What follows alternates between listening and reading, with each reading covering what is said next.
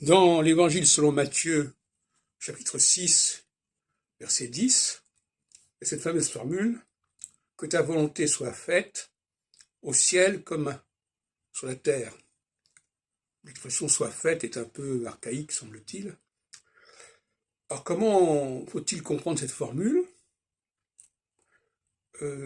Certains diront que ça se situe au niveau individuel.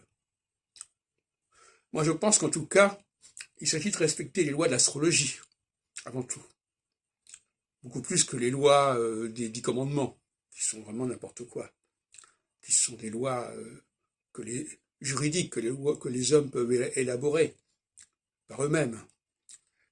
Et moi, ce qui m'intéresse, ce sont des lois astrologiques que seuls les dieux, ont pu mettre en place, avaient les moyens techniques et les connaissances pour nous connecter avec ces astres.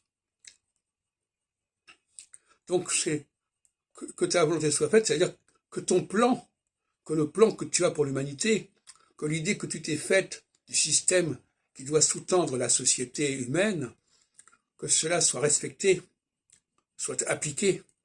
Il l'est d'ailleurs d'une certaine manière. Il l'est subconsciemment. Il ne l'est pas consciemment. Ce qui nous renvoie d'ailleurs à la prophétie de Malachie, chapitre 31, qui distingue les lois qui nous sont dictées de l'extérieur et des lois qui nous sont dictées de l'intérieur. Et c'est bien de ça dont il s'agit, en fait, que ta volonté soit faite. C'est beaucoup plus, c'est une façon d'être à l'écoute de ces lois intérieures, beaucoup plus qu'à l'écoute des lois extérieures. C'est ce que dit Jésus de cette manière, quand il dit que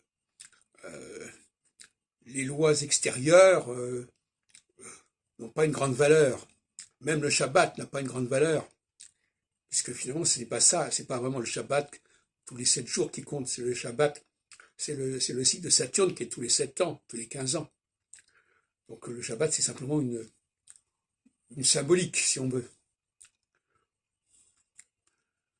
Le vrai Shabbat, c'est effectivement savoir que tous les 7 ans, il y a un mouvement, il y a un balancement, il y a une oscillation qui fait que nous sommes mis à l'épreuve parce qu'il y a un changement qui se fait et nous devons nous adapter, et nous devons évoluer par rapport à ce changement qui est récurrent, qui est cyclique. Et à mon avis, c'est toutes ces questions-là qui sont en rapport avec cette formule, cette injonction, que ta volonté soit faite sur terre comme au ciel. Parce qu'effectivement, l'astrologie, c'est quelque chose qui est construit au ciel quelque part, mais qui a des implications majeures sur terre.